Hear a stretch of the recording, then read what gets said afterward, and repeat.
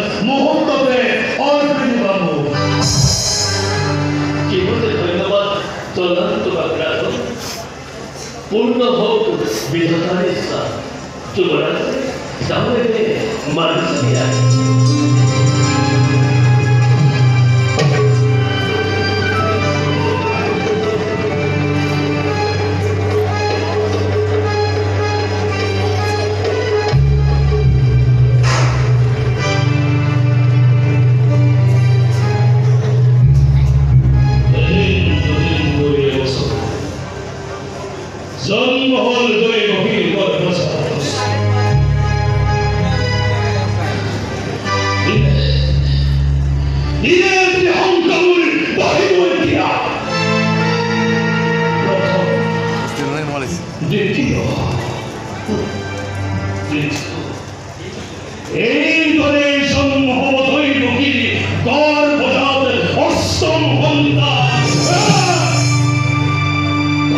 믿겠소. 정부와 맞대이 기나한테 박살이 걸립니다.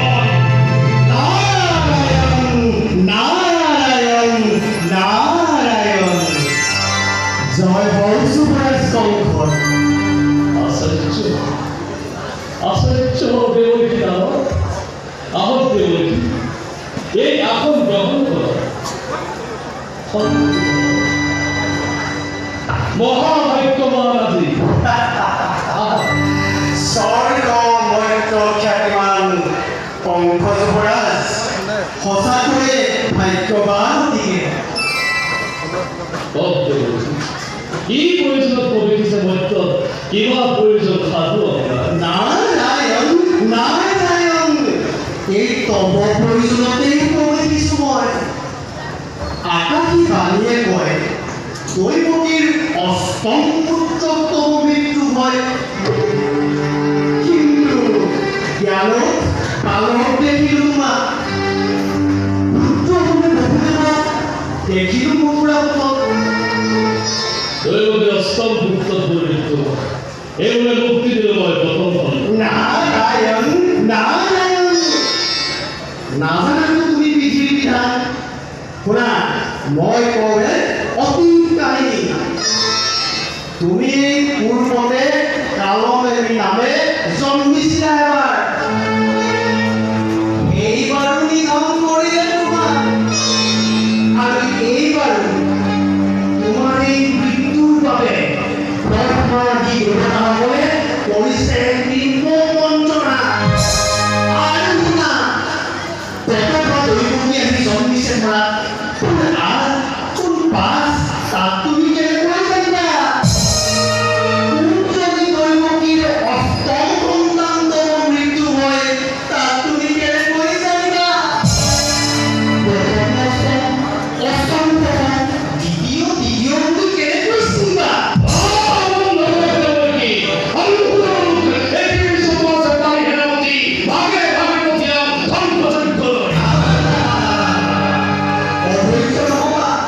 অধৈৰ্যই আমি ভাবিখিনি বহু কথা আছে ক'বলৈ মোৰ শুনা নন্দ বংশ ভূষ বংশ যদু বংশ এই সকলো তোমাৰ এই সকলো দেৱতাৰে অংশ সকলো দেৱতাই ভূষ ৰূপ যাদৱ বংশ ভাগে ভাগে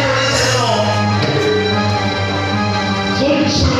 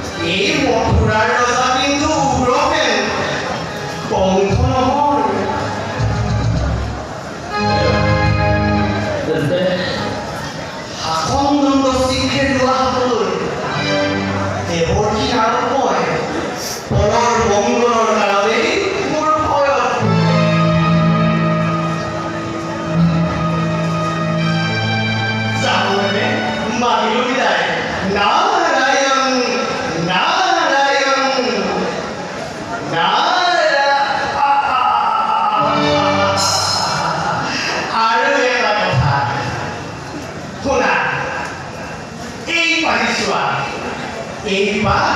অষ্টদল পদ্ম ইয়াতে আছে সুপুত্ৰ শস্য চোৱা এই আঠ পাহৰ ভিতৰত তুমি এই পাহক যদি প্ৰথম বুলি ধৰা প্ৰথম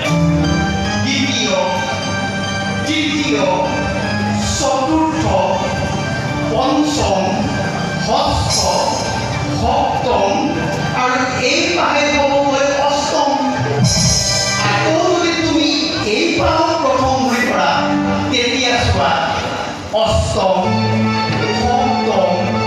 ষষ্ঠ, পঞ্চম, চতুৰ্থ, তৃতীয়, দ্বিতীয় আৰু এই পাহে হ'বগৈ প্ৰথম। এতিয়া চোৱা প্ৰথমেই অষ্টম, অষ্টমেই প্ৰথম, দ্বিতীয় তৃতীয় বুলি তুমি কেনেকৈ চিনিবা? লোৱা। নাৰায়ণ